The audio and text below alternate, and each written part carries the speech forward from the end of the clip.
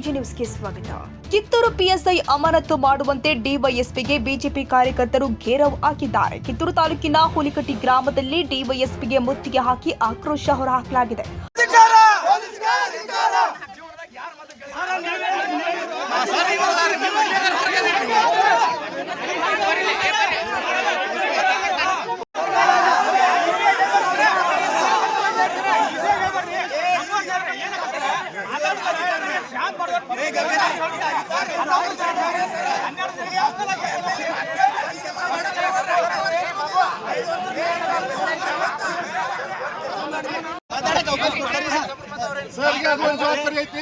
Task ಕೊಟ್ಟಿರ್ತಾರ ಅದನ್ನ ಮುಗಿಸ್ಕೊಡ್ಬೇಕು. ಅವರು ಅದನ್ನ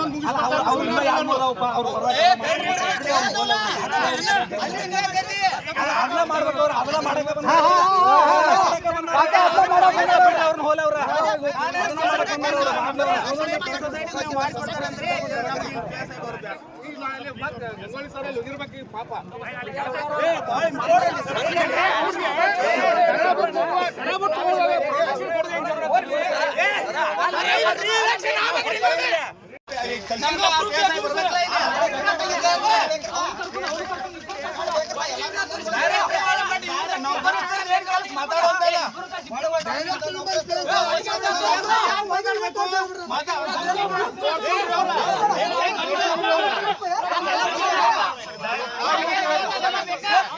ಹುಲಿಕಟ್ಟಿ ಪಿಕೆಪಿಎಸ್ ಟರಾವು ಸಭೆಯಲ್ಲಿ ಕಾಂಗ್ರೆಸ್ ಬೆಂಬಲಿತ ಸದಸ್ಯರಿಗೆ ಸಹಕಾರ ನೀಡಿದ ಆರೋಪದ ಅಡಿ ಕಿತ್ತೂರು ಪಿಎಸ್ಐ ಪ್ರವೀಣ್ ಗಂಗೊಳ್ಳಿ ವಿರುದ್ಧ ಕ್ರಮಕ್ಕೆ ಆಗ್ರಹ ಕೇಳಿಬಂದಿದೆ. ಡಿವೈಎಸ್ಪಿ ಶಾಂತವೀರಯ್ಯ ಹಿರೇಮಠಕ್ಕೆ ಮುತ್ತಿಗೆ ಹಾಕಿ ಆಗ್ರಹ ಮಾಡಲಾಗಿದೆ. ಬಿಜೆಪಿ ಬೆಂಬಲಿತ ಸದಸ್ಯನಿಗೆ ಬೆದರಿಕೆ ಹಾಕಿ ಕಾಂಗ್ರೆಸ್ ಪರ ಸಹಿ ಮಾಡಿಸಿದ್ದಕ್ಕಾಗಿ ಬಿಜೆಪಿ ಆರೋಪ ಮಾಡ್ತಾ ಇತ್ತು. ಹೀಗಾಗಿ ಪಕ್ಷಪಾತ ಮಾಡ್ತಾ ಇರೋ ಪಿಎಸ್ಐ ಅಮಾನತು ಮಾಡುವಂತೆ ಒತ್ತಾಯ ಕೇಳಿಬಂದಿದೆ.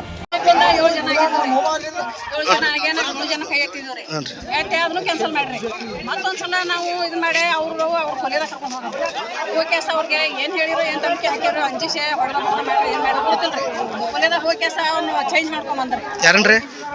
ಮಕಾಸಿ ಸಿದ್ದಪ್ಪ ಮಕಾಸಿ. ಯಾರು ಕರ್ಕೊಂಡ್ರಿ? ಅವ್ರು ಕಾಂಗ್ರೆಸ್ದವ್ರಿ. ಒಳ್ಳೆ ನಮ್ಗೆ ಬಿಡ್ಲಿಲ್ರಿ ಅವ್ರ ಒಳಗೆ ತಾವು ಜಕ್ಕೊಂಡು ಪೇಸ ಸರ್ ಅವರು ಎಲ್ಲ ಸಪೋರ್ಟ್ ಅನ್ನ ಐತ್ರಿ. ಅದಕ್ಕೆ ನಾವು ಇಲ್ಲಂತ ನಮಗೇನು ನಮ್ಗೆ ಎತ್ತು ಕೊಟ್ಟಿಲ್ಲ ಫೋನ್ ಕಸ್ಕೊಂಡು ಎಲ್ಲ ಮಾಡಿದಾರ. ಅವ್ರೆಲ್ಲ ಮಾಡ್ಬೋದು ನಮ್ಗೆ ಮಾಡಿಬಿಟ್ಟಿಲ್ರಿ. ಅದಕ್ಕೆ ಅವ್ರು ಕೈ ಅಂತಂದ್ರಿ ನಾವು ಹಿಂದಗಡಿಸಿಂದ ನಮ್ಮ ಮಕ್ಕಳು 2 ಸಲ ಆದ್ರೂ ನಾವು 7 ಮಂದಿಗೆ ಆಯ್ತಿದ್ವು. ಅದನ್ನೂ ಇದನ್ನ ಮಾಡ್ರಿ ಮಾತಿಟ್ರಿ ಮತ್ತೆ ಬಿಟ್ರಿ ಅವ್ನು ಗೋಲಿದ ಹಾಕಿ ಧಮ್ಕಿ ಹಾಕಿರ್ಲ ಧಮ್ಕಿ ಹಾಕಿದ ಮ್ಯಾಗ ಅವ್ರ ಕಡೆ ಮಾತಾಡಿದ್ರಿ ಅಂಜಿ. ನೀವು ಯಾರ ಪರ ಐತ್ರಿ? ಬಿಜೆಪಿ ತಪ್ಪಿರಿ. ಅವ್ರ ಕಾಂಗ್ರೆಸ್ ಒಬ್ಬನ ಹೇಳ್ಕೊಂಡು ಹೋದ್ರಿ.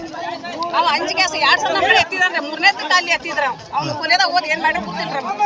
ಅಂಜಿಕೆ ಹೆಚ್ಚಿಗೆ ಮಾಡ್ಕೊಂಡ್ರಿ. ಮತ್ತೆ ಎತ್ತಿದ್ರು 2 ಸಲ ನಮ್ಮದ ಬಂದಿರ್ತಾನ.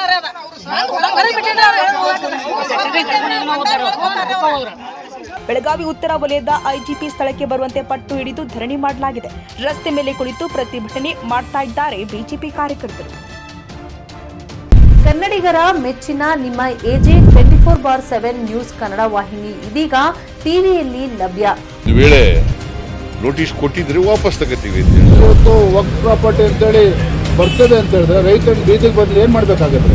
ಯಾರು ವೋಟ್ ಹಾಕಿಲ್ಲ ಅಂದ್ರೆ ಗ್ಯಾರಂಟಿನೆಲ್ಲ ಸ್ಟಾಪ್ ಮಾಡ್ಬಿಡ್ತೀವಿ.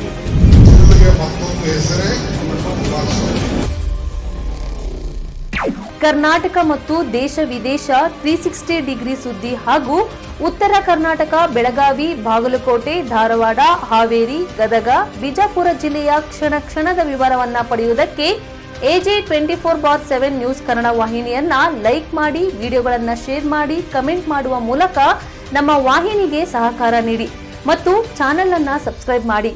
ಧನ್ಯವಾದಗಳು.